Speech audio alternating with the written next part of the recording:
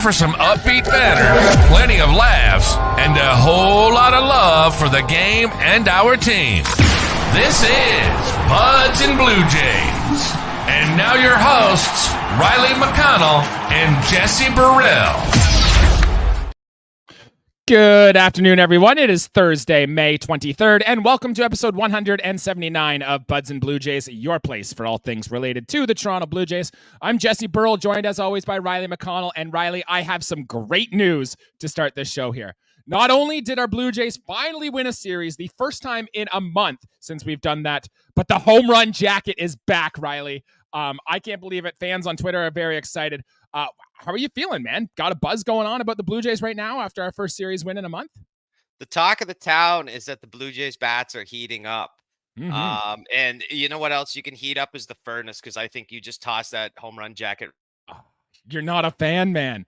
Oh, man, this is people were screaming that the Blue Jays needed to bring back something for excitement, and we finally did. We finally got the home run jacket back this series, but you don't like it, eh? No, we can just toss that thing right into the furnace as we're heating up, man. I'm not a fan of it. I get it. It's kind of a posh, cool thing, but listen, Teresio says it all the time, like baseball boomer. I don't think I'm a baseball boomer, but I'm definitely a traditionalist.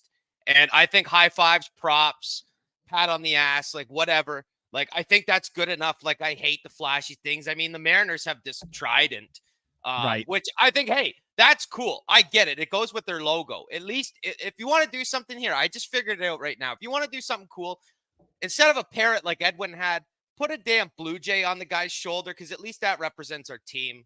I Love mean, that. the whole Hollywood flash of a jacket, like, I get it. Cool. It reminds me of something that freaking Arozarena does, like coolest guy in the league. I get it. It's flashy. The new crowd of baseball loves it. Me, a traditionalist, can't stand it.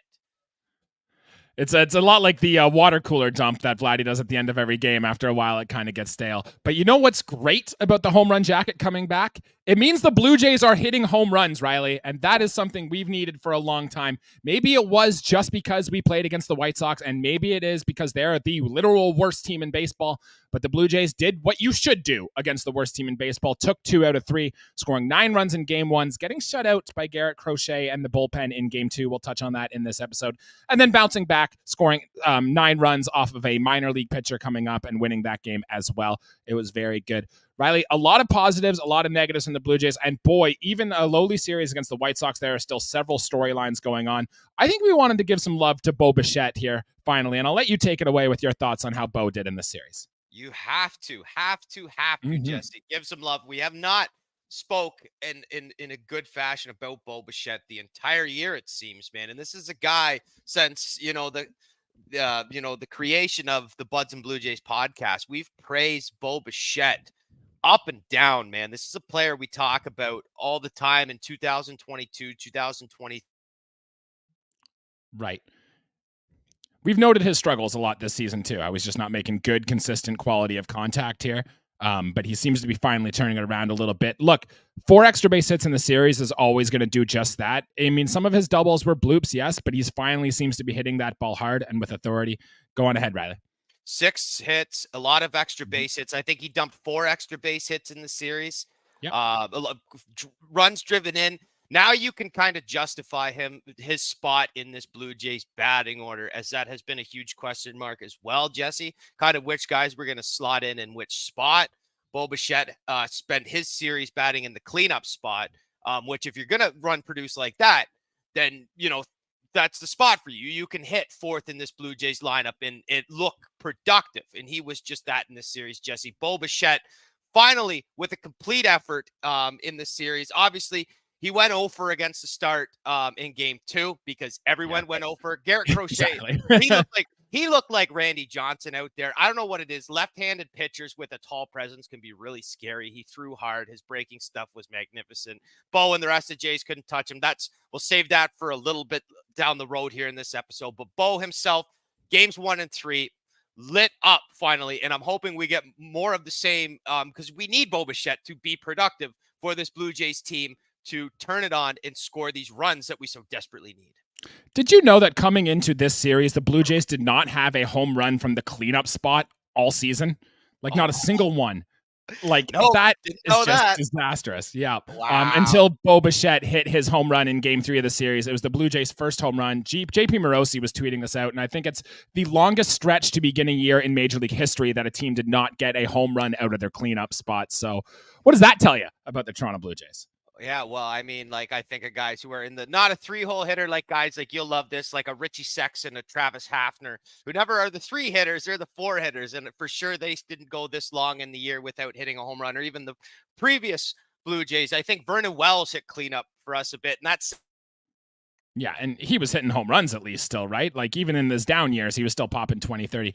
Look, Bo Bichette isn't your traditional cleanup hitter. And I think in a perfect world, if Bo Bichette is right and firing in all cylinders and is the Bo Bichette that we know, I think you put him in that leadoff spot just because the bat to ball skills are so good and whatnot. But yeah, the way the lineup is constructed right now, your 2 best hitters are Davis Schneider and Danny Jansen. They've got to be hitting 1 and 2, and I think it's absolutely the thing and a great sign of things to come for Bo Bichette, who has been hitting the ball hard lately. I wanted to throw some love to another Toronto Blue Jay in this series, and that is Dalton Varsho. And look, we've given Dalton Varsho a lot of praise this year. He's done some very good things. He's gone down a little bit. He's been riding that high, riding that low, and then coming back. And at the end of the day, I think this is just who Dalton Varsho is. But look, he is really good at when he gets his pitches to hit. In game 1 of the series there, Dalton Varsho was actually really good at taking that pitch that was down and was able to get up and to drive it with authority there. It's always nice to see with Dalton Varsho when he can come back and do these things here. Little technical difficulties, Riley, but you're back talking about Dalton Varsho and his series at the plate. Do you have a thought on that? Oh man, Dalton Varsho, when he gets his pitch, he's been one of our best hitters, arguably top 2 at times. Put another one into the seats in this series, and he is, I believe, leading our club in home runs, which is saying something. When you're a guy like Dalton Varsho, who we know has the power potential, in his first year with Toronto, he obviously did not showcase that, but this is the Dalton Varsho I think we're more or less going to get. A lot of swing and miss in his game. Boy, is there a lot of swing and miss in his game. And it goes with quantity versus quality of contact for me. I really like to see him, avoid those pitches outside. He seems to be pretty pull happy right now. He's been popping the ball up a lot. If he can turn on that inside pitch, boy, look out, because Dalton Varsho can absolutely hammer it. And we saw that in this series when he went yard in that bat, and I believe game 3. Yeah, Jays had him hitting second, too, in game 3 of this series against the soft right-hander, and they had him down to 7th against the lefty. I think that's kind of going to be the plan going forward for Dalton Varsho. And look, he's going to be around for a long time. Plays great defense, as we know. He's second on the team in stolen bases, too. There is some sneaky buzz that we might be able to get an all-star appearance out of Dalton Varsho. I think he's 7th in the American League in WAR for outfielders right now, and behind like the Judge, the Sotos, and those guys like that. He's right there with like the Stephen Kwans of the American League, and there could be an all-star appearance maybe in line here for Dalton Varsho. Riley, one more player we wanted to give some props to. Take it away. The floor is yours. Who did you want to highlight this series? Oh, geez. I'm looking through my notes right now. We got a couple guys, but I mean, Danny Jansen for me. Yeah, that's the one. On the stick. I will say this. His defense is questionable right now, and I don't want to get into the defensive. Yeah, but he did go deep in game 1, which is exactly what you want Danny Jansen to do, right? He got his pitch, he's driving, he's been doing it all year. He has statistically been our best hitter. In fact, what was the stat Sportsnet came up with at the start of the year? I think since this season began or last year, he's like 4th in OPS for the season for the Blue Jays, which I think is fantastic. And I'm looking under the hood for Danny Jansen here. He's done some really great stuff. If you look at his batted ball metrics, he's not hitting the ball on the ground nearly as much, and he's not striking out nearly as much either. His walk rate has rose. His strikeout rate has dropped. Like everything you want to see that makes a guy a good hitter, Danny Jansen has done so far this year. And we've seen him take the ball now to the right center field portion of the field. We know Danny Jansen that is a pull happy hitter, and I get that, and I like that. He's done well. He gets his pitch and he pulls it. He turns on a ball, probably top tier on this Blue Jays team. But his ability now to kind of drive the ball to the right center power alley. He had an extra base hit, a double in this series doing that. So that's good. Like, have some diversity up there. If Jansen was just a pure pull hitter and got those weak contact swings like Varsho from the opposite side of the plate, I would still be okay with it. But the fact that he was able to do that is great. We really need his bat in the lineup. Defense, like I said, whole other kind of realm. I don't want to get into it too much. Obviously, Kirk is a ton better defensively than Jansen, but for right now, when our bats are not kind of in sync, we need Jansen's in the lineup because we know Kirk. Mm-hmm. Yeah, Kirk, he did have a hit in this series, but that's all you're really getting from Alejandro Kirk here at this point. I did want to mention, too, 82 at-bats for Danny Jansen on this season. He's hitting .319. I don't think any of us had Danny Jansen, a 300 hitter, coming in. But if you look under the hood, he's earned it. He is a true talent 300 hitter with what he's done so far this season. It's amazing what hitting the ball in the air to your pull side can accomplish to your batting lines. I wish more of the Toronto Blue Jays would follow that. And when he's not behind the plate, Jesse should be the sole possession owner of designated hitter for this Blue Jays team. Agreed. So we should dive into the DH spot for the Toronto Blue Jays a little bit here. Justin Turner, look, he did have a double in this series, but he was 0 for 30 before he hit that double in this series. And like, Justin Turner was great. He was off to a hot start. I've been a very big Justin Turner skeptic. I have been all off season. I still am so far this season. I do not think we need to be giving Justin Turner every day at bats. Maybe you can platoon him, start him against lefties, but I really think like Justin Turner, one should either get off this roster, call up someone from the minors and let them play, or we should start Daniel Vogelbach against every single right-handed pitchers. I don't care what their swing plane looks like. I don't care what they go with. And honestly, we need to give Danny Jansen more DH at bats. If you want Kirk catching Bassett, if you want Kirk catching Barrios, that's fine. But Danny Jansen needs to be in there as a DH. You have emergency catchers with Varsho and IKF if need be. Like, there is no reason Danny Jansen should not be designated hitting more and less at bats for Justin Turner. And the double switch does exist. I don't know when, Sure. I don't know when you would call for that in the ball game. But we have a lot of options with the amount of kind of platoon type players we have. And with the way that Jansen's defense has been, and every catcher needs a day of rest, you're moving Kirk down in the lineup, and Danny Jansen is probably going to be your cleanup hitter at DH. Yeah, 1,000%. I agree with you. If the goal for this team is to try to score more runs, wouldn't it just make sense putting your best hitters in the lineup? Would seem to make a lot more sense. I did want to touch on some of the negatives in this series, and let's talk about Game 2 of this series specifically, which is when Garrett Crochet shut down the Toronto Blue Jays. Look, we thought the spirits were high. We scored off Eric Fetty in Game 1 to score 9 runs, who was a good pitcher. I've been riding him in fantasy this year, and I really like what we see from Eric Fetty. But the Jays did a good job against him, right? They were able to get him. They were able to do some damage. Very good. Garrett Crochet comes in here and very good pitcher. You mad at he gives you like Randy Johnson-esque vibes. I get that. But the Blue Jays were only able to muster 2 hits off him. They didn't get their first hit into the 5th. I think I saw somewhere that this is the 4th time this season the Blue Jays have been no hit through 5 innings this season, which is the most in baseball, which we've watched these games. That doesn't surprise us one bit that has happened for the Toronto Blue Jays. But at the post-game press conference for John Schneider, he just said something along the lines of, well, you just got to tip your cap to a good pitcher. The guy made good pitches. And that might be true. Garrett Crochet is really good and did make some good pitches. But at the same point, it's like, if you're going to get this team where you want the team to go, you're going to face good pitching, right? There's good pitching all across Major League Baseball. And I would love to see the team just perform better and put up more competitive at-bats against these good pitchers. I mean, it's kind of an easy out for a skipper to say that. Yeah, exactly.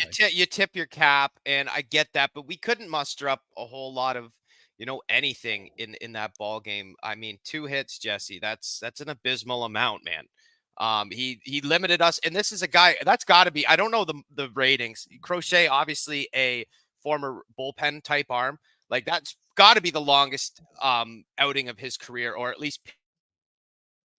Well, he's been really good so far to begin the season. I remember on opening day, he had a great start and then he had a small little blip. But then Garrett Crochet has actually been real good at putting stuff together in this series.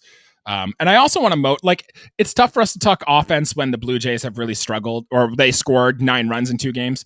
I want to point out, after that rookie left the game in Game 2, we faced Mike Soroka and Tanner Banks. And the Blue Jays went 4 2/3 with only 3 hits and struck out 7 times against those relievers. So it's not like, even though we scored 18 runs in this series, it's not like the offense is clicking on all cylinders. No, like a couple, like some good innings, some good at-bats stretched over. The 7-run second in Game 3, helped inflate those numbers quite a bit. But then, yes, in Game 3, the bats kind of quieted down a little bit. I mean, we still mustered up 2 more runs. That's over 7 1/3 inning, though, also. Yeah, exactly. So it's, things to see. And we're moving on to Detroit, where it's not a good hitter's park. And it's, we're going to talk about that there too. But it's not like the Blue Jays offense is officially back, especially against the lowly White Sox team. Riley, there was one Toronto Blue Jay who did not get a hit this series. Can you tell me who that Blue Jay was? Well, yes, because I actually, as much as we don't rehearse stuff, Jesse, I guessed one and I was incorrect, but this player is, unfortunately, I hate to say it, it's George Springer. Mm-hmm. Drew just a lonely walk in this entire series. 0 for 6, I believe. Yeah, didn't play in game 3 of the series, but when we first moved George Springer down to 6, he did hit a double to the air in the pull side. And we thought, okay, maybe this is what it's going to take to get George Springer going this year. No, 0 for 6. He had a hit that landed right in front of him, the plate, some couple soft ground balls. Like, it's more of the same for George Springer. I'm starting to get to the point, at what point does he become unplayable? Now, look, he's doing good things. He leads the team in stolen bases. He's still playing good defense in right field. But at what point do we start having that conversation that George Springer cannot be an everyday player? So this is where things get tricky, Jesse, because he is a player that is under contract for, we'll say a significant amount more time. 2.5 more years, I think. This is not a player that we could just simply cut ties with. This isn't a second-year sophomore guy that'll be waiver claimed, this and that. Mm-hmm. And the other thing is George Springer, in my opinion, even if he was playing well this year, has little to no trade value as well at this point in the year, unless you want to send him to a contender that is lacking a really good third outfielder. But at this point, he's even less valuable now. We got to suck it up. And I think, Jesse, you're going to see more often than not George Springer have these days off. And what's in my mind too is that there's another Blue Jays outfielder who is also a liability with the stick as well, in Kevin Kiermaier. Fortunately, Kevin Kiermaier, a 4-time Gold Glove winner, has played amazing in center field for the Blue Jays since he's come over to Toronto. His whole career, I mean, Kiermaier, I could say, is the best defensive center fielder, especially, the ratio between bat and glove, there's no wider spread of good to bad as far as how good his glove is. George Springer, yes, he's a serviceable right fielder and looks good at times, but he's nothing spectacular. And his game is his bat. He is a power leadoff hitter, second all time in these leadoff home runs. And now we can't even play him in the leadoff spot. And when we move him to 6, still no production. What do you do with this guy? I think that some time on the bench, as much as it's not going to be good for him, but we got to play who's hot. And right now, George Springer is not hot. He needs to, basically his at-bats need to be limited right now while this kind of stretch is going on. The only problem right now is if you're not playing George Springer and you're putting him on the bench, the guy who's going to replace him in right field is Cavan Biggio, who's also been dreadful out in right field. I really think it is time. Maybe the Blue Jays are waiting for an injury or something to happen, but we got to give Addison Barger another run. We got to get him up here. Buffalo has all these guys who are mashing. Ross Atkins mentioned it in his press conference just a week ago about all these guys in Buffalo who are hitting. It's time to stick one of them up there, put him in right field, give him a go, and maybe platoon with Springer, I guess, until you can see if you can get it going. But it is time to give somebody else a look in right field for the Blue Jays. Well, geez, Horowitz can play right side positions. Horowitz has played right field before. Nathan Lucas has a plus 950 OPS. Those are crooked numbers at the play level. And Horowitz and Nathan Lucas are veterans in the minor leagues right now. What is going on with this ball club? Also, I want to add 2 left-handed bats. Which won't hurt the ball club right now either. I would love to see it. I don't know what kind of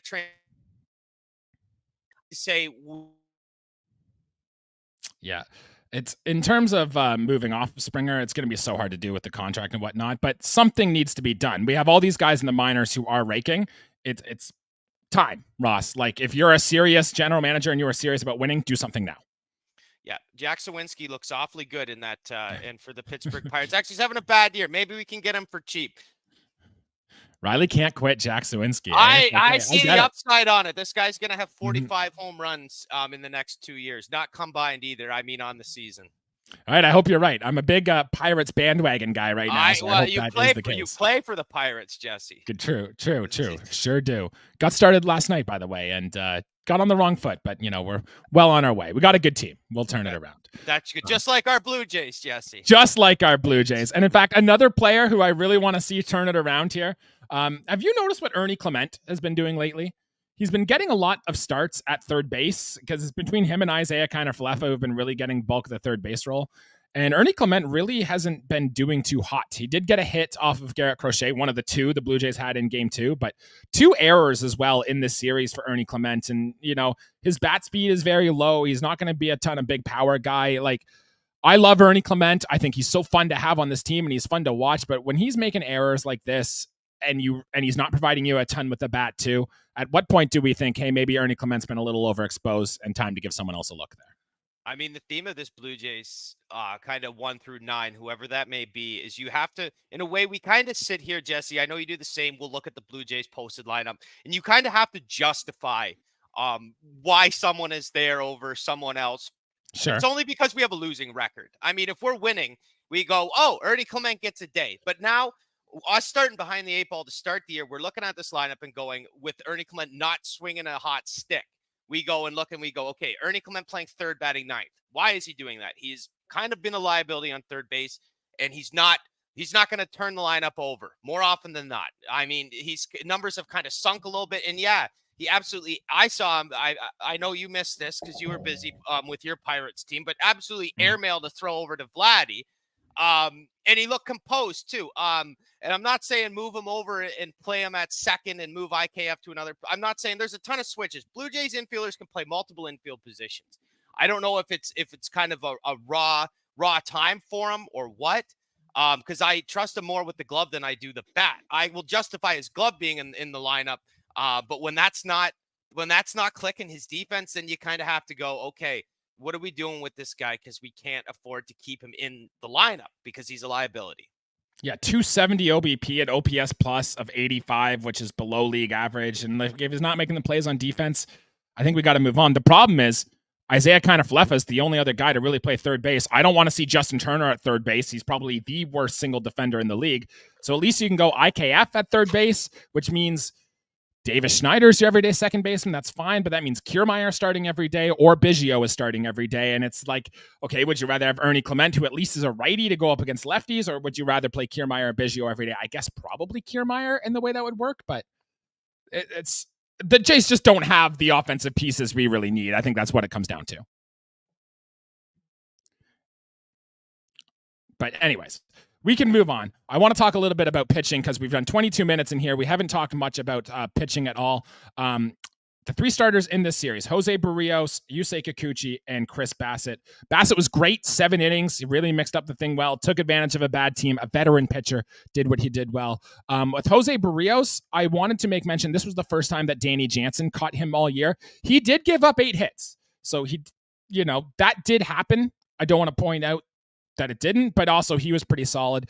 Yusei Kikuchi as well did walk more guys than we thought. I think his mechanics were just a little bit off too, particularly the first run he gave up. He threw a slider on a 2-strike pitch to Nicky Lopez, lefty on lefty, who was after just burning him with the fastball. So I think some slight tweaks for Yusei Kikuchi, but even when he's not at his best, he was still able to muster 6 innings of only 2-run ball. Those 3 starters in the series, Riley, we don't spend much time on them, but do you have a major takeaway out of any of them? I have a short takeaway for all of them. You could put it on, Jansen being behind the dish for Barrios, and that's all fine and dandy. I still thought he was good, not great. Mm-hmm. They were working. That White Sox team was working him pretty deep into counts and stuff, and he didn't have much. He didn't have much left in 6 innings pitch.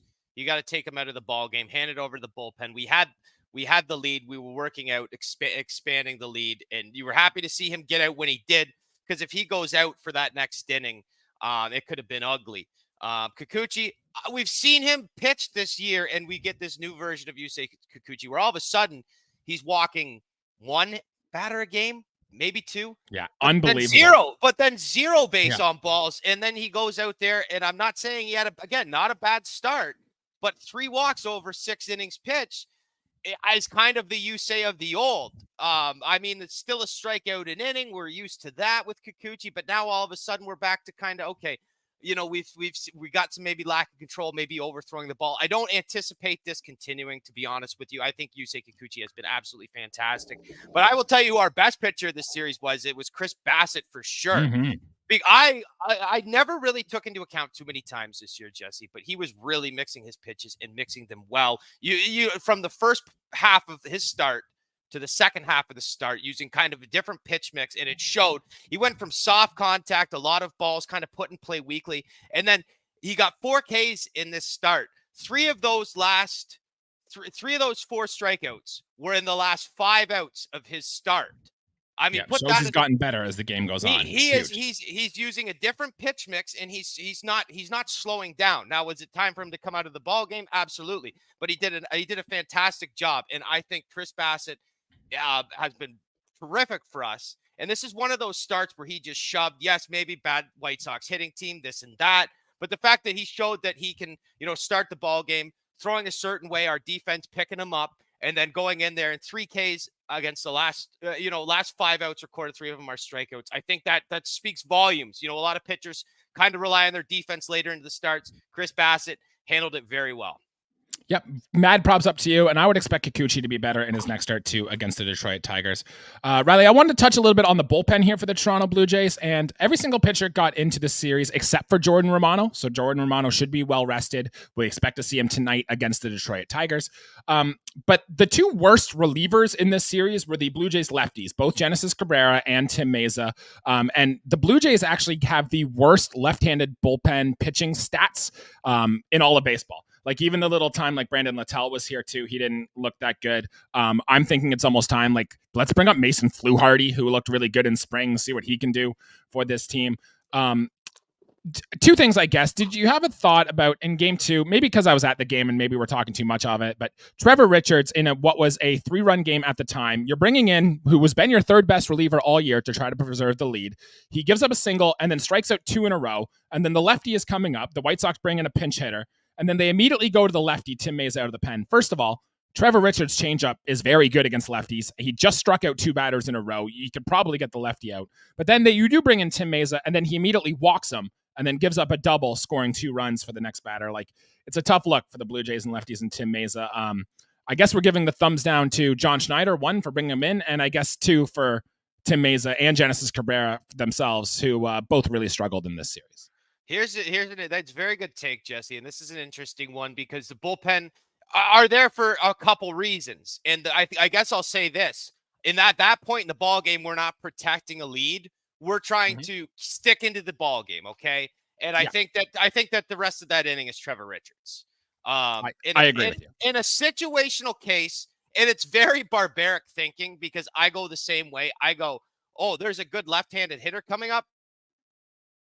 Lefty up. There's 2 outs. Yeah. But essentially, like,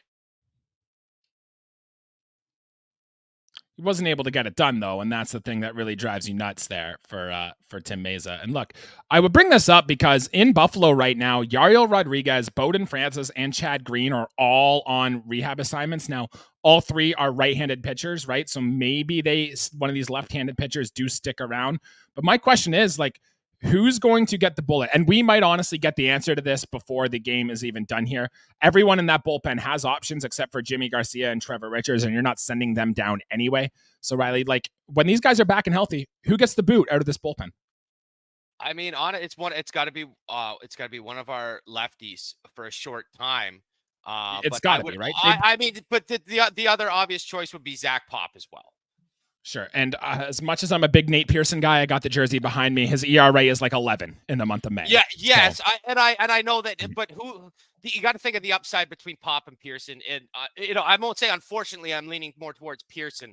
But at this point, more major league experience than Zach Pop also. Right. Zach Pop has had some good moments here, but like, we know what Zach Pop is, right? Like, I don't think there's a massive case for upside with Zach Pop here. And plus, he'll be back. Like, whoever we send down is going to come back here anyway. It will be nice to get the Blue Jays. I really do want to see us either like just purely DFA like a Genesis Cabrera or see if he does accept a trip down. Because remember, the Cardinals straight up DFA'd him. They were done with him before the Blue Jays were able to acquire him. So let's not forget about that. Yes. You're absolutely right, Jesse, as I cut out there. And I'm sure whatever you just said was absolutely 100% statistically accurate as I just tore up my notes.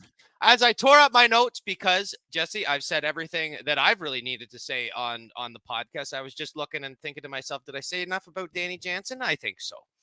I think we did too. A few minor things. I just wanted to throw some love to some base runnings. Kevin Kiermaier hit a ground ball up the middle, was able to run to second as the outfielders were a little slow. So Kevin Kiermaier doing the little things right. We've heard that before. And Vladimir Guerrero Jr. did score from first on a Bo Bichette double in game one. He was trucking around the bases. So good bits of base running for the Toronto Blue Jays, and just something we don't appreciate as much. And I want to give props when we see it.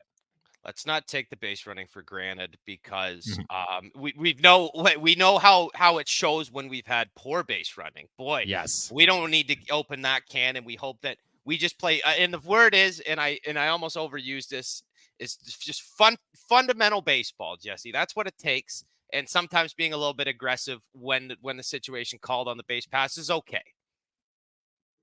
Yep, I agree, and I just want to throw some love there. But starting tonight, Riley, 6:40 p.m., the Blue Jays make their visit to the Motor City to visit the Detroit Tigers. The last time the Toronto Blue Jays were in Detroit, we got no hit by Matt Manning and a couple guys of the bullpen right before the All-Star break last year. So we're hoping for better things against the Detroit Tigers, and we hope we can keep things going. Probable pitchers in this series. Tonight, we will see Kevin Gausman against Jack Flaherty. Should be a good one. Tomorrow, we will get Alek Manoah against Matt Manning. And then we will have Jose Barrios on Saturday, Yusei Kikuchi on Sunday. Still TBD for Detroit, as Kenta Maeda got hit by a comebacker last time, and Reese Olson, I think, is beating it a little bit. We will see who Detroit ultimately ends up going with in those starts. Do you have a prediction for how we're going to do in this series, Riley, or how you got a pick to click of someone you might think might take off this series? He's still frozen. So I'll go first with Riley. I'm really expecting a big series, one to continue for Bo Bichette. Big outfield there. Bo Bichette has always been very good at spreading all things around, and I really want to see a good series from the pitching side for the Toronto Blue Jays. But Riley, how about you? Do you got a take? My takeaway is just that, Jesse. Jose Barrios, more starts against the Tigers than any other team. I think that he will fare well. Detroit has some sneaky good young hitters, but I think that Jose Barrios is a guy that's going to be able to handle that. Alek Manoah is scaring the absolute crap out of me right now. I know. Hey, 14 innings pitched, 0 earned runs. But when's the clock hard to trust him, though, It's very hard. I mean, the trust isn't completely gone. But, Jesse, how much – this is a conversation for another day. How much more quality starts are we going to have to see from Alek Manoah before we can take a breath and be able to lay back in our chairs to watch these starts? That's my question, because I'm going to be on edge in Comerica. I know Comerica is a huge ballpark, and our defense is fantastic. Our outfield defense, like, he's going to get a lot of help out there, but you can't protect against the home run either, Jesse. So my thing is just, I'm hoping that Manoah gets a good start. We got a 4-game set. If we take 3 of these games, I will feel very, very good about where the Blue Jays are at. At this point, I know, hey, we're still behind 500, but Jesse, it's a start for crawling back in this very tough division. Yeah. Before the Tampa series, we said the Jays had to go 10-6 to get back to 500. We've gone 3-3 since then. So if my math is right, we got to go 7-3 against this guys, the White Sox and Pittsburgh. Taking 3 out of 4 against the Tigers. We'll do that. I'm with you on Manoah, man. Like, the second we finally buy in and believe we're like, okay, Alek Manoah is a good, solid starter, is when it's going to blow up in our faces again. I am with you on that 1,000%. Yeah, it's a tough one. And then you hope, Kikuchi, again, I'm going to say it, even if he goes out there and walks 3 over 6, still not going to concern the heck out of me. He's been absolutely fantastic this year. And I think that he is still on the path to have a very, very good season. All right, well, that is going to do it for our episode here today. Thank you, everybody, for tuning in. Thank you for everybody who liked the video, left a comment, and subscribed to our channel. We appreciate you. Remember, you can find our podcast anywhere you can find your podcasts. We're on Twitter, Instagram, TikTok, and social media. Tell a friend, all that good stuff. Like the video, 5-star review, everything there really is the best way to help our show grow. For Riley McConnell, I'm Jesse Burrell. That's all I got. Riley, you got any final words before we head out of here today? No. That's it. The man of few words, Riley McConnell. We got it. That'll be it for us today. We'll see you guys Sunday to recap the Tiger series and hopefully another Blue Jays series win. In the meantime, let's go Blue Jays.